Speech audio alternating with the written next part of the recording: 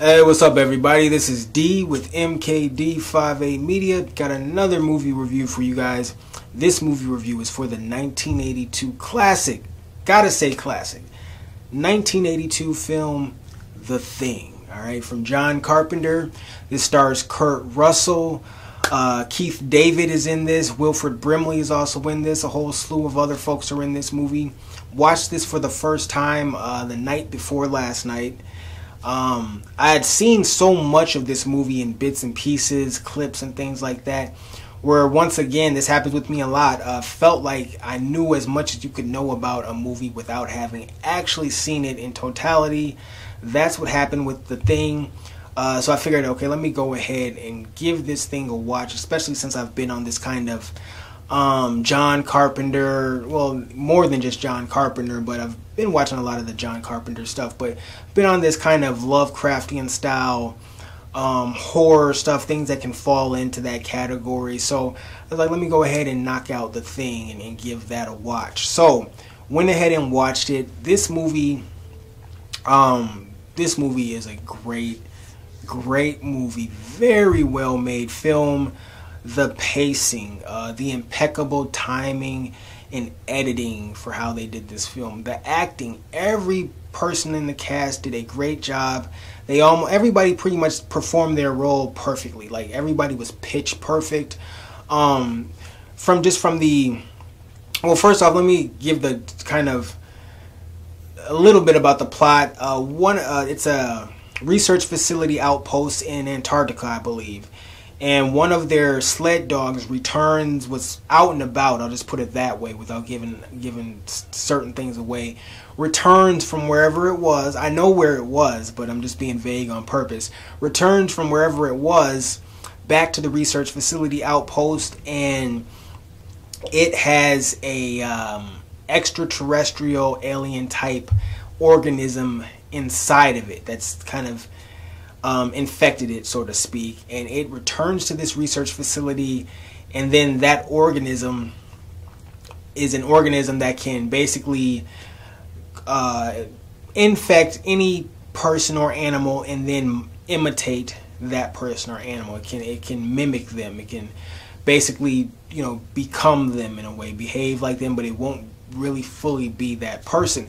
So now it gets on this research facility, gets out, gets loose pretty much, and once all of the crew and everybody at this research facility kind of figures out what's going on, then the paranoia kicks in, because they really don't know who, at any given time, they don't know who the Thing is. They don't know what person this alien organism is now inside of. So the trust quickly evaporates between these different crew members, and they're in this isolated situation out in Antarctica, and things just get real. Things get real crazy. This is a very, very gory, very messy, very gory film. Lots of body horror, as they call it. Incredible practical effects in this. I remember back in the day seeing lots of behind the scenes type stuff on how they did a lot of the practical effects scenes in this movie. Things like the spider head, and even the guy's torso, chest cavity, when that caves in and then bites the guy's arms off, and all that type of stuff. I remember watching behind the scenes things on how they did those different scenes. So really, 95% of all the kind of really strong, graphic, bloody special effects scenes in this movie I had already seen to some degree or another before even seeing the movie. But there's one sequence in this movie, and it's a very strong and very important sequence that I had never seen before, and saw it for the very first time when I watched this movie the other night. And that's the scene with the sled dogs, mainly with the main dog that returned from where it was, the Norwegian outpost or whatever. That whole kind of sequence there, just crazy sequence. I was actually shocked at how much they showed these dogs getting destroyed, you know, for lack of a better term, just because usually, you know, kids and animals, especially domesticated, you know, house dogs and cats, those kind of lovable domesticated house pets and things like that, they usually in Hollywood, you don't really see them get real messed up a lot in movies. You know, if they die, a lot of times it's off screen, it's not real gory, and you know, they don't like to show pets get destroyed in movies, at least in modern times they don't. So it was very kind of different to watch these animals, these domesticated dogs, just get torn apart on screen for a relatively lengthy sequence, considering how kind of gory and graphic everything was. So it was just wild to see, but just still very well done. You know, it feels weird saying that because of what was happening on screen, but it was well done. They put everything together in great fashion, had a dramatic, very strong impact when you see it on screen. The visual impact is crazy. So I just wanted to point that out. There was one kind of gore scene in this that truly shocked me, legitimately shocked me, because I didn't know anything about it and didn't know that it was coming and didn't know it was going to come in the fashion that it did, because that was a messy sequence. So let me just say quickly the things I liked about the movie. I talked about the incredible practical effects, well done practical effects, some of the best practical effects I've ever seen. That's really the strong kind of claim to fame for this movie. It's just how incredible the practical effects are in this. The scares in this film, there are some jump scares, but they're very much earned. They're not cheap at all. Lots of strong tension and suspense in this movie. Like I said, all the characters fit perfectly in this film, and the acting, here's not the acting, but the decision making, just the writing. This is a horror movie, but there's a lack, and it's a good lack. There's a lack of kind of horror tropes amongst the characters in this film. You don't have characters just doing ridiculous stuff just for the sake of doing it so that the director can find a way to bring in a jump scare. You know, sometimes I've talked about it, you know, recently with some of my reviews, you know, the characters doing reckless, stupid stuff in movies, and it's quite obvious the only reason the writers and directors have the character doing this nonsensical shit is simply to give the director and the writers an excuse to bring in this monster, to bring in some violence, to bring in a kill or something like that. But you don't get any of that in this film. All the decision making and some of the choices and all that type of stuff, the dispositions of the characters, some of their moods and attitudes and you know, problems and things like that, it all makes sense, is all realistic, and it's all believable. The characters make choices that you can kind of understand them making that choice within the context of knowing what those characters know or don't know in certain circumstances. So I was really appreciative of the fact that you didn't have like just a lot of straight up idiots amongst the crew. You know, they did things that for the most part made sense in some capacity, especially compared to a lot of the normal run-of-the-mill horror movies you see, where people just, you know, I'm going to go off by myself in this dangerous environment, you know, just because, you know, even though we all know the most safest thing to do would be to stay in a group and all that type of stuff. Like, you don't get any of those kind of just idiotic moments where you find yourself talking to the screen, you know, yelling at the character, why the hell are you doing that? I didn't find myself having to do that with this movie, so I really liked it. Which tells me this was a very smart movie, very well written movie, very well crafted movie. What else do I want to say about this movie? I talked about the practical effects. I do want to make sure to touch on the score, the main musical theme for this movie.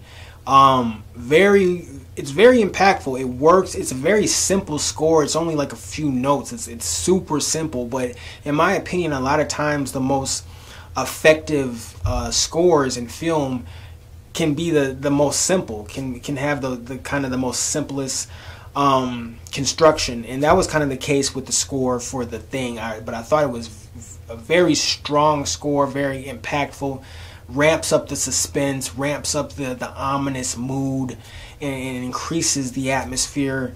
in this film. So definitely got to talk about the score. The score in this was great. Anything else? I guess I'll leave it there, so this won't be a super long review. This movie, though, it's about as close to classic, or not, that's not the word I wanted to use. It's about as close to perfect as you might find in terms of horror. I can't think of too many. No, I take that back. I can think of maybe one issue I have with this movie. There's moments towards the end where they start to utilize stop motion. It's kind of brief, but it's there, and it's very noticeable, and it's very kind of janky looking in relation to all the other effects you see in the movie. I did not like the way this stop motion looked, and I'm going to be honest with you, the movie actually manages, and this is still a excellent film, but the movie actually manages to lose steam at the very end. Like, this movie actually loses steam in like the last maybe 15 minutes of it. So and it was noticeable. I was watching the movie, I was into the movie, and it started to get to this section of the movie towards the end, mainly when the creature kind of is in its quote-unquote final, full form, even though I don't think this creature even has a true final form, but it's in this quote-unquote final form that we get to see it in, and it busts up, breaks through the floor, and then the stop motion effects start to take place, and it's just not a good, for me, it's not a good kind of part of the film. It's almost a part of the movie where, I kind of in a way almost want to forget that it happens, because I didn't enjoy it. I got to be honest with you. I didn't enjoy the way it looked. The stop motion it was too herky-jerky. It literally looked like, Mighty Joe Young back in the day. Back in like the 30s when they did the stop motion Mighty Joe Young movies and stuff like that. It looked like that, so yeah, that's the only negative that I can really actually point at. But other than that, great movie. There is a moment in the movie where a guy is getting ate up, getting messed up, and it's really blatantly a dummy, and then he's getting like shooken around in the air. I think it's Palmer, when they do the whole petri dish blood test thing and all that type of stuff. I caught that, and I was like, that dummy, that's not a quality looking dummy. Y'all could have stuffed that a little bit. Even for the 80s, you could have made that dummy look better than that. But I won't go into all that. My score for The Thing, 1982, I'm going to give this a 9.5 out of 10.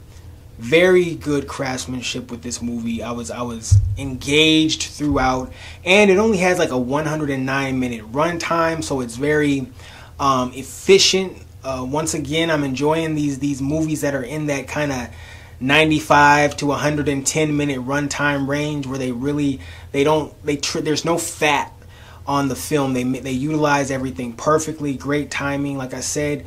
Really impeccable editing. The editing is a very strong point of this movie, because with all of the practical effects that are being used, editing becomes critical. Editing becomes critical with the use of these practical effects, because the timing of things can completely change the way you receive a visual and all of that type of stuff. So strong kudos to how they edited this movie. All right, but I'm gonna just stop it there. A whole lot could be said about this movie. To be honest, this could be a 30-minute review if I really was going to be honest and kind of talk even more about what could be talked about and things like that.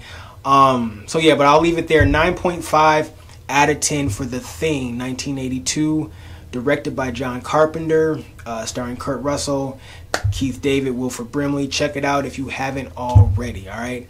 Until then, I will catch you on the next go round.